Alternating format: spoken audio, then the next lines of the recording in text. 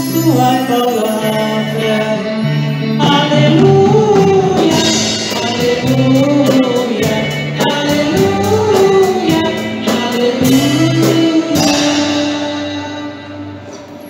O Senhor esteja convosco. Proclamação do Evangelho de Jesus Cristo segundo Lucas.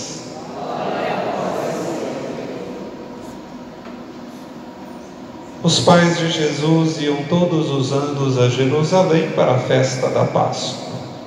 Quando ele completou 12 anos, subiram para a festa como de costume. Passados os dias da Páscoa, começaram a viagem de volta, mas o menino Jesus ficou em Jerusalém sem que seus pais o notassem. Pensando que ele estivesse na caravana, caminharam um dia inteiro. Depois começaram a procurá-lo entre parentes e conhecidos. Não o tendo encontrado, voltaram para Jerusalém à sua procura. 3 dias depois o encontraram no templo. Estava sentado no meio dos mestres, escutando e fazendo perguntas. Todos os que ouviam o menino estavam maravilhados com a inteligência e suas respostas. Ao vê-lo, seus pais ficaram muito admirados e sua mãe lhe disse: meu filho, por que agiste assim conosco? Olha que teu pai e eu estávamos angustiados à tua procura. Jesus respondeu: por que me procuráveis? Não sabeis que devo estar na casa do meu pai? Eles, porém, não compreenderam as palavras que ele lhes dissera. Jesus desceu então com seus pais para Nazaré e era-lhes obediente. Sua mãe, porém, conservava no coração todas estas coisas. E Jesus crescia em sabedoria, estatura e graça diante de Deus e diante dos homens. Palavra da salvação.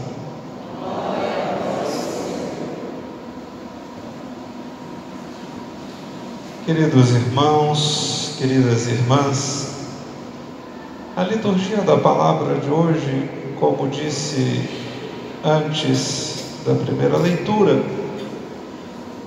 é uma liturgia repleta de conselhos. Pelo menos a primeira e a segunda leitura são repletas de conselhos para as nossas famílias, para nós e nossas famílias. A primeira leitura é tirada do livro do Eclesiástico.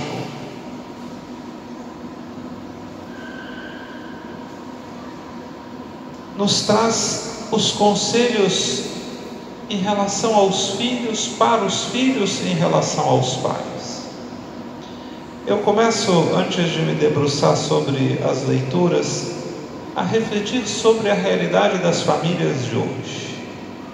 Muitas famílias que não se entendem, muitas famílias que não têm momentos juntos, famílias que vivem em pé de guerra, gente que não fala com fulano, fulano que tem ódio de Beltrano, nunca se reúnem, ou quando se reúnem já sabe que alguma briga vai acontecer, porque não podem estar juntos nunca. Dentro de uma casa há muita gente que vive como se fosse uma comunidade de estranhos, é qualquer coisa menos uma família, cada um tem a sua vida própria e particular. As crianças com 8, 9 anos de idade já colocam o dedo em riste e gritam e mandam nos seus pais, e os seus pais são empregados dos filhos fazendo a vontade deles, porque tem medo que eles façam escândalo, tem medo que eles façam birra. São os filhos que mandam nas mães, são os filhos que mandam nos pais. Quando o pai corrige, a mãe passa a mão na cabeça. Quando a mãe corrige, o pai passa a mão na cabeça. Os dois se desautorizam. É uma confusão. Fora todas as outras situações, né, que nós conhecemos da realidade das famílias nos dias de hoje. Aí nós ouvimos o livro do Eclesiástico, que vai falando sobre o que se espera da maneira do filho tratar os pais. E como entra em detalhes ao ponto de dizer: olha, até quando o seu pai, a sua mãe estiver na velhice, tenha paciência com eles. Afinal de contas, todos nós vamos ficar velhos. E alguns de nós, quando vier a idade, virá também a perda da sanidade, da memória. A gente já não vai saber muito bem as coisas. E quanto exige de paciência dos filhos e dos cuidadores. É louvável ver como há filhos que se santificam, e se santificam de verdade, pela paciência e pelo cuidado que tem dos pais. E quando a gente trata de pais, por exemplo, com Alzheimer, pais ou avós com Alzheimer, pior ainda. Eu costumo dizer que no Alzheimer, os cuidadores e a família sofrem muito mais do que o idoso, do que o enfermo. Porque o enfermo, o idoso, ele não tem noção de nada, ele não sabe, ele está fora da realidade. Agora, quem cuida e quem ama, sofre por ver a outra pessoa definhando, sofre por ver a outra pessoa às vezes em crises de violência ou fazendo coisas impensáveis, tem que trancar dentro de casa para não fugir. E aí a gente vê filhos e filhas, verdadeiros heróis na paciência, gladiadores no bem, lutam contra si mesmos, contra seus projetos pessoais, contra seus horários, e dão um jeito de cuidar dos enfermos. É só uma pena que se repete em quase toda a família, que quando o pai e a mãe ficam idosos, o peso recai quase sempre mais sobre um do que sobre o outro. Seria bom refletirmos também entre nós sobre essa falta de solidariedade e generosidade entre os irmãos. Numa família de 10 irmãos, 1, 2 ou 3 cuidam quase sozinhos dos seus pais enfermos ou idosos, e os outros continuam sua vida tranquilamente. A segunda leitura da carta de São Paulo aos Colossenses não fala só dos filhos em relação aos pais, tem conselho de como a esposa deve tratar o marido, de como o marido deve tratar a esposa, de como os filhos devem tratar os pais e de como os pais devem tratar os filhos. Antes de falar isso, São Paulo fala que é preciso amar, é preciso perdoar e é preciso suportar. São 3 verbos, pelo menos, que ele usa ali nos primeiros versículos. Suportai-vos uns aos outros, perdoai-vos mutuamente, mas sobretudo amai-vos uns aos outros, pois o amor é o vínculo da perfeição.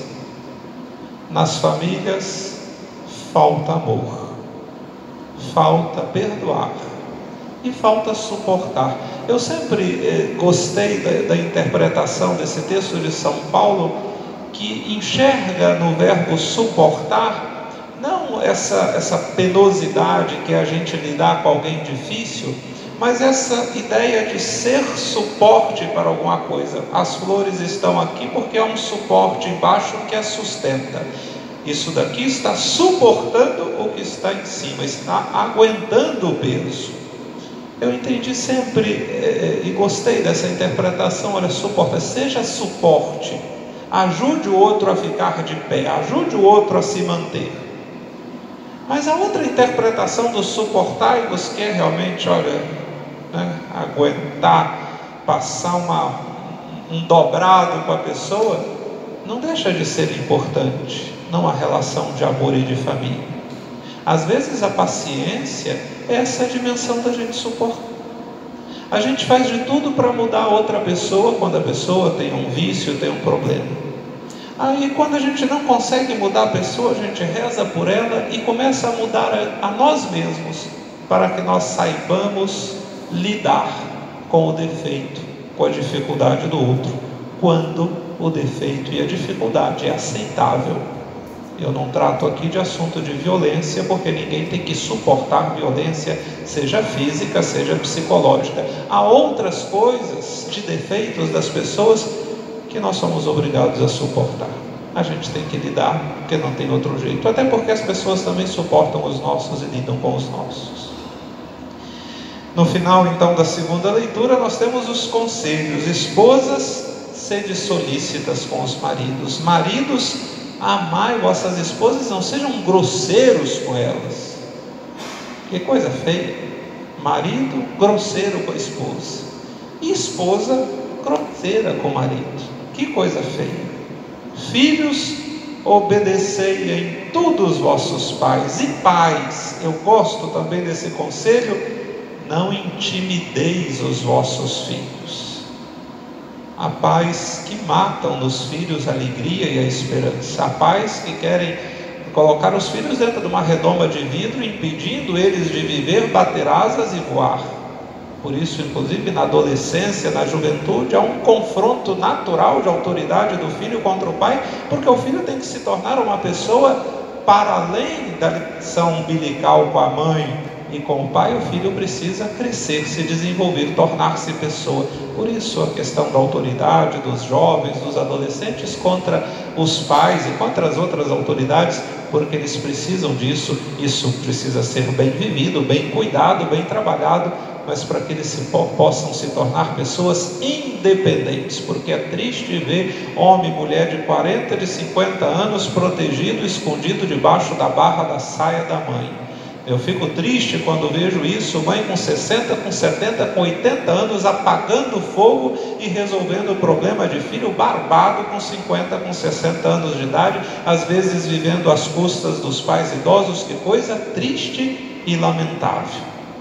Que cada um cuide de si e que possamos cuidar dos outros, ajudando-os, não dando problemas, contrariedade, né?